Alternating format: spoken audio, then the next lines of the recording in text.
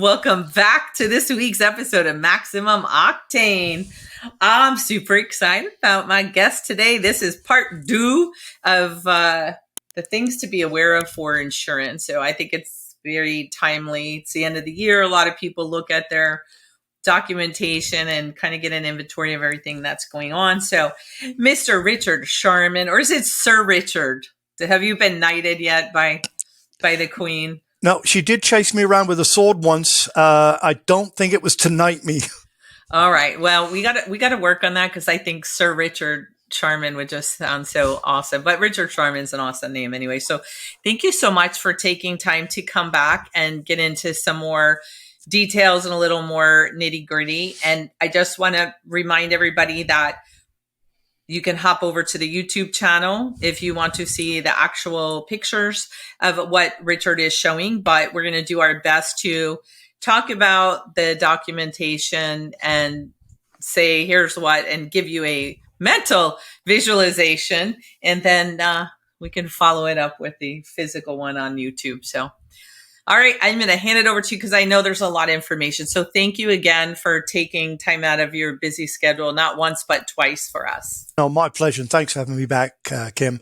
I'm somewhat new as a poddy. So Kim has walked me through some expectations that for the podcast itself, obviously it's audio and you can hear me. And as to her directions, I will be showing up some documents, and primarily what we're going to talk about, or at least address today, is your auto policy.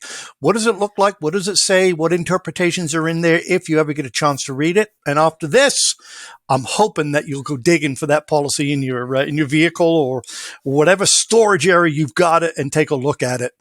I would venture to say most people don't have their policy in the vehicle. That's just the card, but maybe that is where it should go. So you know where to find it, unlike myself that you asked for. So pull out, if you're near your computer or your house where your policy is, pull it out and kind of play along and maybe view it well. You know, the unfortunate thing is most of us receive a deck page and cards, either in the mail or you can go to them online at your insurance company's online site, and you can download those and print them. Very rarely is the entire policy delivered, and I find that a little bit strange, as it is a contract and you actually should have that. So if you're just getting the deck page, and what I mean by a deck page, it's a declarations page, and I'm currently sharing a piece of that up. If you go to the YouTube page. Essentially the declarations page just goes over your coverages. And as you probably well know, there are state limits to certain coverages. And whatever other options. I don't think people know that because I wasn't aware of that. Why? Can you explain that a little bit about that? There's state limits. Yeah, there are imposed state limits on specific areas of coverage. Liability, property damage liability is one. You have to have a specific amount of coverage for liability. The state dictates it, and it can range from 15,000 up to 20,000, 25,000, 30,000. You have to check with your specific states to find out what those limits are. Bodily injury is another limit that you have to carry, a liability bodily injury. So there's a liability coverage if you, for whatever reason, are in an event to which you're at fault and create property damage, whether it be automobile or other properties, you have to carry a specific limited amount. And for our purposes right here, I'm going to put 100,000 on it. Most states are really, really low, 15,000, 10,000. So you have a limit that you need to carry as far as liability. You have no limits on first party coverage for your own property. Property damage and bodily injury liability has a state minimum that you absolutely have to carry. The document that I've currently got up is a little bit of a heavier document. It's got 250 to 500,000 bodily injury coverage, 100,000. Now, this one tells me that the policy is probably with somebody who's got a lot of personal assets, whether they've got another business. But to carry these limits of 250,000 for bodily injury, 500,000 per claim, tells me that this person's got probably a significant amount of personal assets or properties. Liability coverage on the document that we're looking at, again, bodily injury.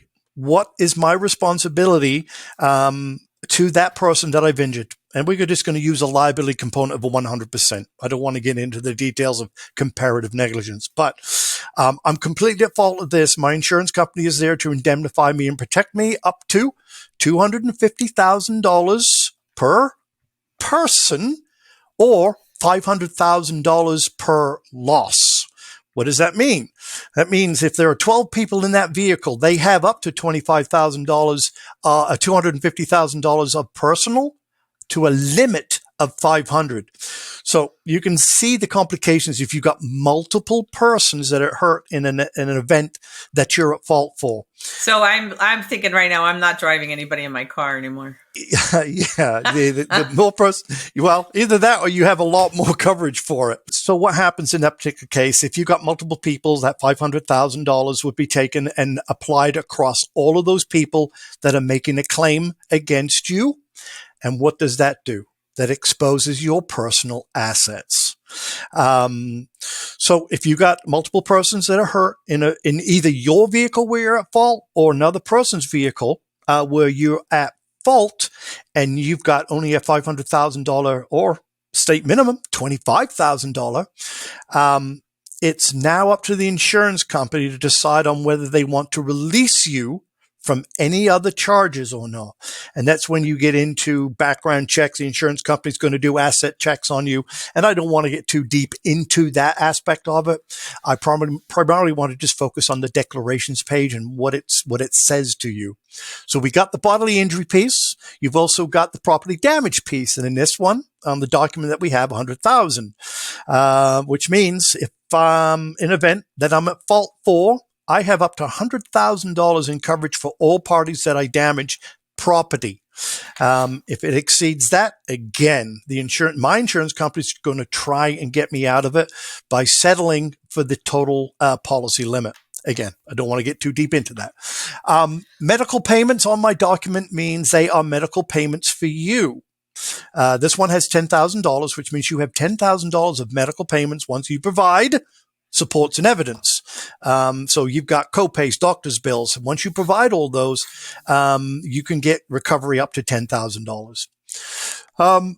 Comprehensive and collision do not have limits. They have limits by virtue of the value of your property. So if I'm driving a 2021 BMW, whatever that current marketplace value is what my limit is. And that's where it gets a little funky within your policy, and we'll try to cover some of that a little later. But comprehensive is the same way. Collision comprehension. What do they mean? Collision, by definition, is when you collide with another object. Now, it can get a little strange on an interpretation once you get into your policy. Falling object is not a collision in most policy. Running over something can be construed, and this is where interpretations get a little funky. I'm going to use a tire blowout as an example. Some insurance companies... Well, see, I was thinking a Wile E. Coyote dumping the boulder, but okay, we'll go with a tire. Well, the airborne boulder or an airborne particle or an airborne object is pretty easy to define as an airborne object or projectile. Here's where it gets a little complicated for interpretation, Kim. I'm driving down the road and I run over something that results in my tire to blow out. Okay? I lose control and I hit something. A lot of insurance companies are going to say, hey, you know what? That's a collision loss subject to your $500 deductible. Your comprehensive policy may have a $50 deductible. And within that comprehensive definition, there is explosion. Okay. So what we got to think about is what's the causation of this loss? Is it the nail? No, not really. Is it the explosion or blowout of my tire? Or is it the actual impact with another object? Well, a lot of insurance companies are going to go with the impact because that's what they want to go with, because your deductible is 200, 100, or whatever it is. Thereby it diminishes the exposure on that coverage. When we think about this, what's the real causation of this damage? Not the nail. Yes, it punctured the tire, but the causation is the explosion or the blowout of the tire. That's your defense when you go back at the insurance company and says, hey, it's a collision that's subject to your $1,000 deductible. Not so fast. That's a result of my tire blowing out, and by definition, it's an explosion. This is where you've got to understand your policy, and we'll get into it a little further. But just an example of what's in your policy as far as what's covered and what's not covered, what's excluded, and what your limits of liability are. Okay, let me just finish going down the deck page real quick because this is a really funky one. Car rental. Most of you may have car rental on your policy, or you think you've got car rental on your policy. You need to take a look at your deck page and find out what that is. In this particular one, you'll notice that there's 80% per day, 500 max. So you've got a $500 maximum on your policy to rent a car, but the insurance company is only going to pay 80% of it per day. Okay. Another little angle for your rental, and this, again, it's going to be a case by case for individual insurance companies. I've got $40 a day up to $2,000 in my rental coverage. On the surface, it tells you can only spend $40 a day. Okay. But if this goes forward through a legal process, and again, I'm not legally trained, nor do I provide legal advice. However, I can give you experience based upon my knowledge and experience with the insurance industry, and best case scenarios when this particular case is presented to an insurance company. $40 a day up to $2,000. If this gets pushed to where somebody, an arbitrator, takes a look at it, the bottom line here is my policy limit, not the per day. So I could potentially go out and rent a vehicle for $100 a day. My total cost on it is $1,500 on the $2,000 policy limit. The insurance company could say, hey, no. We're only going to give you $15 a day for 10 days. Not so fast. I have a policy limit up to $2,000. I have a right to that $2,000 regardless of how you put it into your policy. And they'll cite it, but if it gets pushed, arbitrary or bench of arbiters that take a look at it, you'll get reimbursed because it's within the policy limit. So if I wanted to just go rent a Lamborghini for a couple days or something and blow out my whole policy, whatever the dollar amount is, in a day or two, I could. You absolutely could. And you would have a right to recover your total policy limit. That wouldn't be the smart move, everybody. I'm not suggesting that. But because some insurance companies are going to push and push and push, and you're going to make a lot of hard work for it. But the end game here is, what's your policy limit? I don't care what's contained with it. What's my policy limit? And that's where an arbitrator or a legal process is going to look at this. They're going to throw out the minutia. What's the policy limit, ABC Insurance Company? Well, it's $2,000. What's your customer's invoice? $1,500. Pay it. Case closed. Okay. Love it. Okay. Bodily, uninsured, underinsured. That's a little bit of a strange thing. Okay. This is such a hot topic, I think. And I hear from people sometimes that carry the minimum because they say, oh, if the more you have, the more they sue you for. So you're actually paying more for more premiums for other people to get more money from you. And so it prevents a lot of people from getting probably the limits that they should be, because they think that just get somebody else rich. What are you say on that? Yeah, your policy limit should be based upon what your assets have, what you your assets are. Don't kid yourself. The insurance company is going to take a look at your assets. They're going to take a look at what they can recover, what they have legal rights to recover. Your home could be exposed. Your business could be exposed. Any of those things can be exposed if they find that you've got assets. So you got to make some personal decisions there, Kim. Yes. Do you save a lot of money on a $15, $25 minimum or a $10,000 property damage limit? Of course you do. But what are you exposing is the question. And don't kid yourself. The insurance companies will come after you if they decide that you've got some funds. Thank you for clearing that up. Underinsured, uninsured motorist is the other one that has a limit to it. What does that mean? Uninsured, underinsured bodily injury is the primary thing you're going to find in the declarations paid. It's rare, but there are underinsured and uninsured property coverage as well, which means if somebody hits you and they've only got state limits of $10,000 and you got a $50,000 vehicle, you've got some additional coverages that will take care of your vehicle. Uninsured, underinsured bodily injury, same thing. If the other party that strikes you has minimum coverages and there's no personal assets, you have now coverage on your own policy to recover additional bodily injury compensation for an underinsured person or an uninsured person that's involved and at fault for a loss.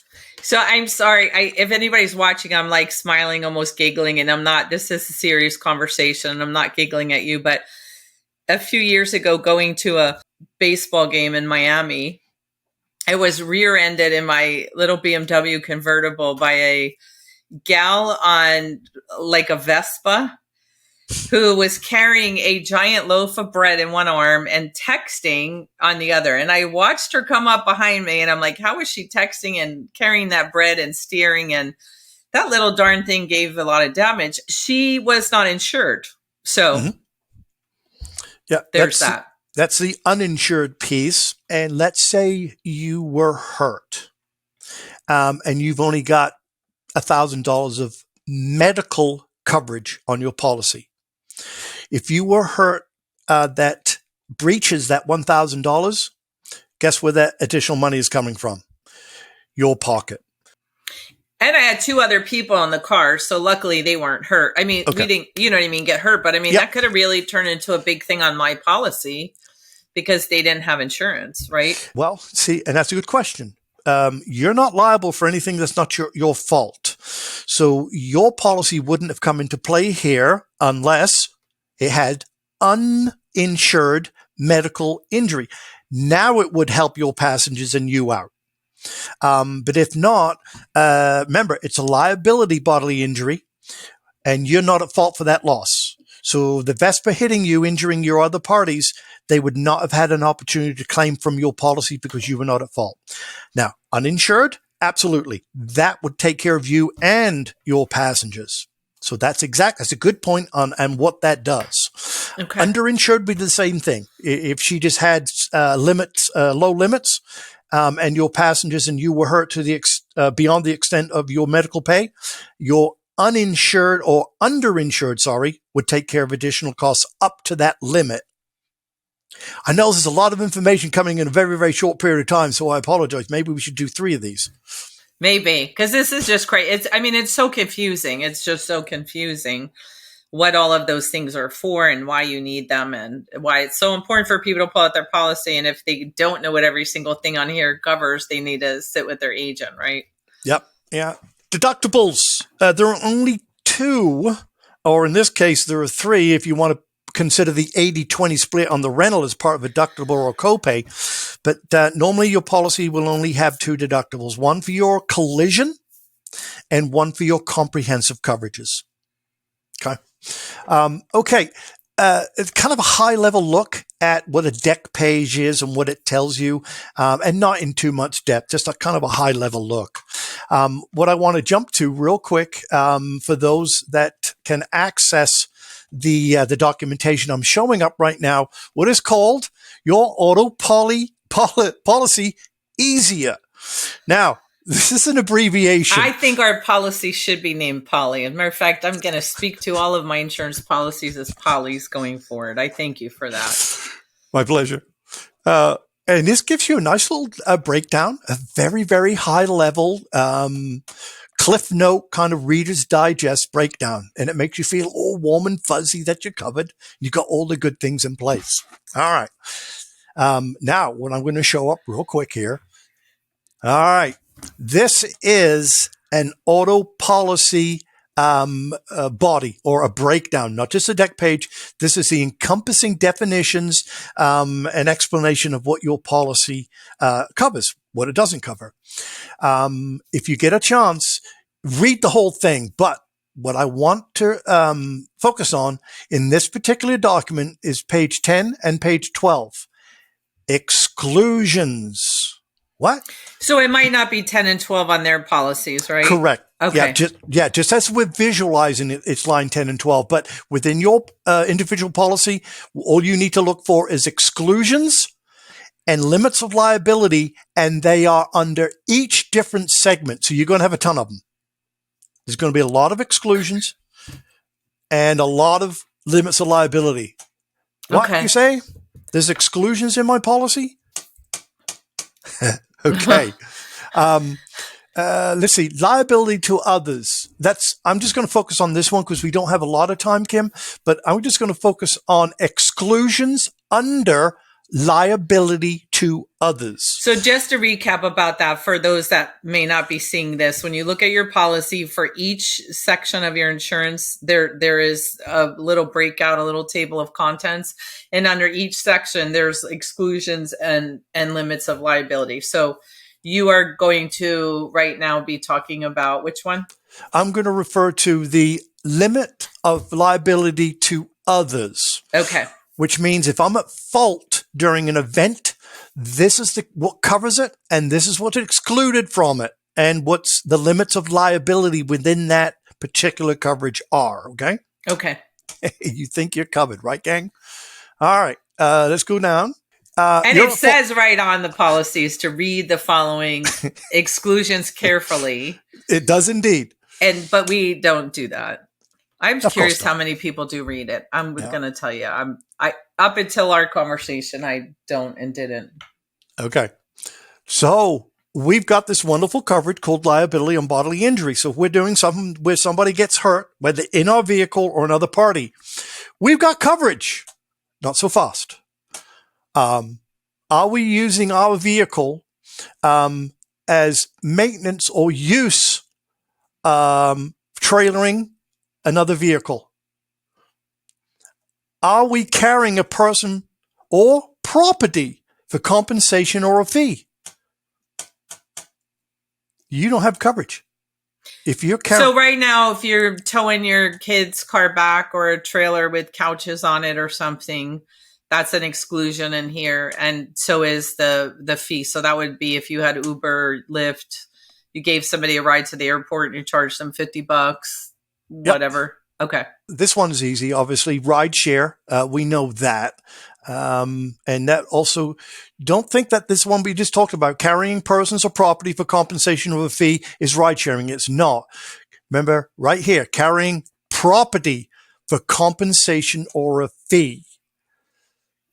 And you can define that however you want. But if you're carrying something for a fee or you're going to get compensated on it, and that comes out in your declaration or your interview on what took place in the accident or the loss, you've just shot yourself in the foot. Because and can that also be like a trade of labor? Would that be considered? Like sometimes I see people say, I am gonna give them this couch or whatever because I want their toolbox, and so I'm gonna deliver this couch for them and they're gonna give me the toolbox. Would that be considered a payment?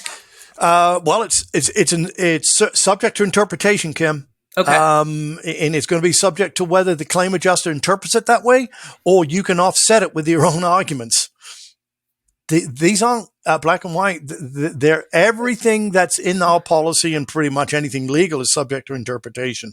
Holy cow. Okay. Bodily injury to an employee of that insured person arising out of or with the course of employment. All right. So I jump in my, instead of using a business vehicle, I jump into my personal vehicle. I'm going to take one of my employees to do something. If I get involved in an event to where I'm at fault, my medical coverage will not cover him. And quite frankly, it may not even cover me. We see that a lot in our industry because sometimes for several reasons, sometimes it's the shop truck or vehicle is getting repaired or maintenance. So the owner throws the keys to go pick up a part or goes in their vehicle to get it. And sometimes I see them do it because it's cheaper to insure it, just keep it on their house insurance than the business. And for whatever reason, that's clearly not a good idea. And I see this happen a lot. There are so many. And for those that are listening, if I'm scrolling down, there are 17 areas of exclusion under just the liability bodily injury coverage section. That's crazy. Yep. Limits of liability are going to be a little bit more condensed, but it's something that you need to take a look at. Let's take a look here.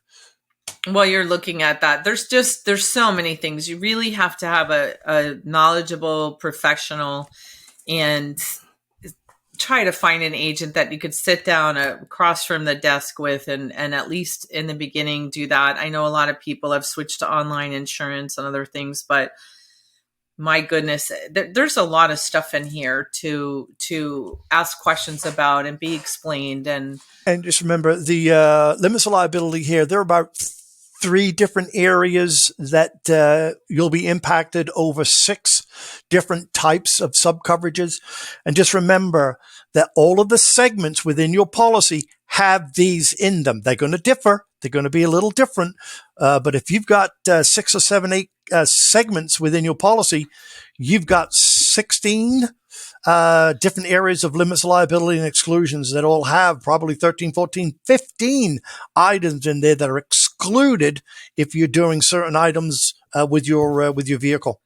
I'm so happy that you mentioned that because I think that most of us think of the policy as a sort of a kitchen sink. And if we have this rental situation or this liability or this whatever, that applies to everything that happens with our vehicle. But just that little bit that you showed us, there's a subsection of a subsection of a subsection. And every little thing pertaining to what could happen has its own section of here's what. So it's not just a blanket kitchen sink. No, not at all. And this is just this is a mainstream, what we call a standard insurance company. It's a bigger insurance company. Once you get into your smaller insurance companies that we refer to as non-standards, the exclusions get even bigger. They can go as far as even have a stated driver policy to where if you're not stating a driver, anything that vehicle is used for is not covered. Some of them have a relationship exclusion that if a relative of yours is not living or dwelling in the same household that you are listed the vehicle at, they're not covered under it. Just so many things that you need to be aware of before you jump in that car and drive off with what you think is a blanket safety insurance policy. I had a thing one time with my son was still living with me, and he didn't, that one particular vehicle he did not drive. And because he had his own vehicle and he had whatever, but because his address, he was living in my house, I had to put him on my policy as a driver. And they said, we don't care if he never drives it. He's in your house. He has to be on the policy. Yep. So I was like, okay. Yeah. A lot of insurance comes like that too. You've got to state parties, and in most cases, it's parties that are driving age. In other cases, it's parties period, because there's a sale opportunity down the road for them to put your 15-year-old into a policy.